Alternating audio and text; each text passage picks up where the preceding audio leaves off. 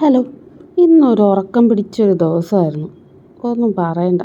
കഷ്ടപ്പെട്ട് എണീറ്റ് ഇത് ഡ്യൂട്ടിക്ക് കയറിയപ്പോഴാണ് അറിയുന്നത് പേഷ്യൻറ്റിന് വയ്ക്കാനുള്ള എന്തോ ഇംപ്ലാന്റ് വന്നിട്ടില്ലയെന്ന്. കേട്ട പാതി കേൾക്കാത്ത പാതി ആരുമില്ലാത്ത ഓട്ടിൽ കയറി. ഞാനൊന്ന് 10-15 മിനിറ്റ് കിടന്നൊന്ന് ഉറങ്ങി. കാരണം വേറെ ഒന്നുമില്ല, നല്ല ക്ഷീണമുണ്ട്. വെളുപ്പിനെ 4:30 എണീറ്റതാണേ, അതുകൊണ്ട് നല്ല ക്ഷീണമുണ്ട്. പിന്നെ എണീറ്റ് വന്നിട്ട് എന്താ പറയുക, ചെക്ക് ലിസ്റ്റൊക്കെ ഒന്ന് സൈൻ ചെയ്ത് നോക്കിയൊക്കെ വച്ചു. ഇതല്ലാന്നുണ്ടെങ്കിൽ ഇനി ഇൻചാർജ് വന്നു കഴിഞ്ഞിട്ട് ഇനി അടുത്ത കൂട്ടം അതിനായിരിക്കും, എന്തുകൊണ്ട് ഇത് സൈൻ ചെയ്തില്ല, ഇത്രയും സമയം കിട്ടിയിട്ട് എന്തുകൊണ്ട് ചെയ്തില്ല എന്നൊക്കെ. പിന്നെ ഞാനിങ്ങനെ ആടി തൂങ്ങി കറങ്ങിയൊക്കെ ഇരുന്ന് സമയം കളയുന്നു. കാരണം രാവിലെ കയറിയതുകൊണ്ട് ഒട്ടും വയ്യ, ക്ഷീണം തന്നെ ക്ഷീണം. 9:05 ഇതുവരെ സാധനം വന്നിട്ടില്ല. സാരമില്ല, വെയിറ്റ് ചെയ്യാം. പിന്നെ ഈ പുള്ളിക്കാരനെ കണ്ടോ, ഞങ്ങളുടെ ഊട്ടിയിൽ നിന്നുള്ള വ്യൂ ആണ്.